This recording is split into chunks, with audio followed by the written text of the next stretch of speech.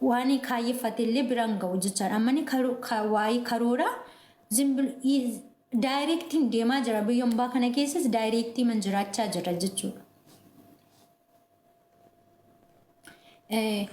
Karoorfachuu fi waa baay'eetu na daangisse. Tokkoffaa abdii kutannaan natti namne gabbaan kiyya narraa wareegame abdii kutannaan natti namne lammaffaa immoo biqa nan nuffee kushiinaa gola ormaa nan nuffee jechaadha. Of simmeetii keessa nan gashiinaa ormaa kiyyaan gaafa rakkina koo keessa seenee gadi fageesse ilaalu nan bu'a sisiinaati amma yaada naa jijjiira nan bu'a sisiinaa.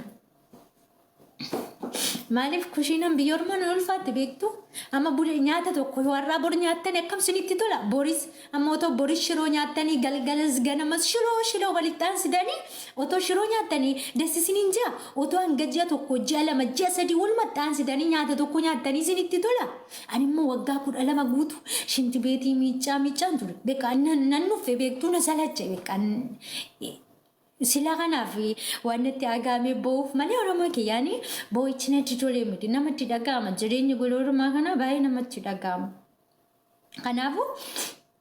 Kanaaf yeroo baay'ee haalli jiruuf jireenya koo garattiin baay'ee garattiin galu waliin wallaashisee waan jiru kanadha jechaadha oromoo kiyya. Maaliif jireenyi goloorumaa na dadhabee kafu waan godhanne maaliif garuu beekaa akkasumatti bilaasha humna koo fixe jechuudha. Akkasumatti bilaasha humna koo fixe. Ammallee biyya arabaan kun maal na gootee ka jedhu matuma koofu na yaaddessite beektu lubbuu kaasumatti na baaftee ta'e na ka jedhu na yaaddessite. Maaliif gaafa qophaa kee teessee yaaddu amma kana taa'ee na yaadu otoon haadha koo bira jiraadde walitti rakkinayyuu walitti obsuu dandeenya. Garuu biqa waa hedduutu jira.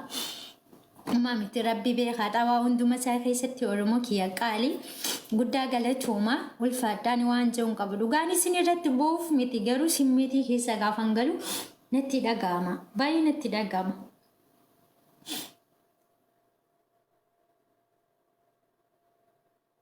Yoo karoonaan itti fayyadamte akkamiin karoorsa qaalii kiyya akkaataatti karoorsu na dhibe beekta akka inni ulfaata bari.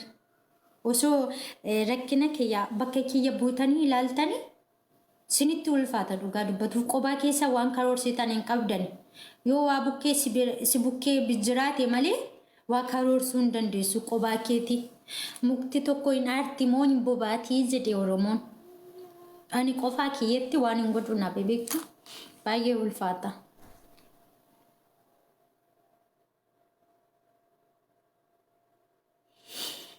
Masiko ayyaayee inshallah simmeetii keessan galu jireenyuma kanatu natti dhaga'ama jireenya kushiinaa biyya ambaa kana keessa rabbiin nu abaasu warreen ana qofa osoo hin taane warreen kushiinaa arabaa keessa jiru rabbiin nu abaasu biyya ambaa kana keessa rabbi ga'ee jedhee nuufaa fixatuuti keessumaa dhugaa rabbii rakkina isinii nageessisiini ani dhugaa rabbii dubbatuuf jireenyi golormaa kana waan ittiin fakkaatu.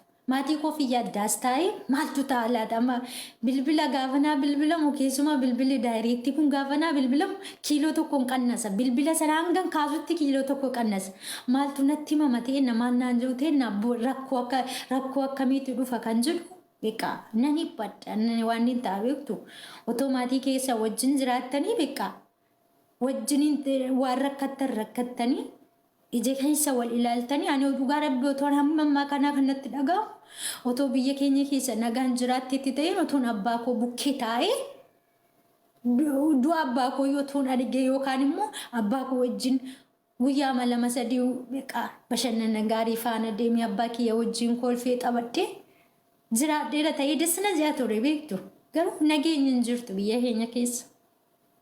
Rakkattee jiraachuu hin dandeessu, abdee jiraachuu hin dandeessu, qabaattee jiraachuu hin dandeessu. Inni ulfaata dhugaa baay'ee ulfaata.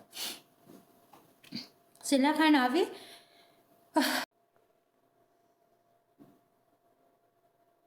maatii gargaaruun ni ga'a. Akkam goota qaalii kiyya maatii kee yoon gargaarre akkam goota. Maatiin koo ana malee maal qabu biyya qaalii kiyya. Yoo isaan hin gargaarre isaan immoo eenyuun qabure.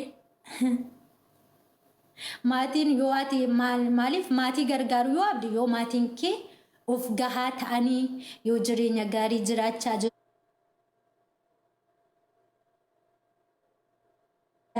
yoo nyaata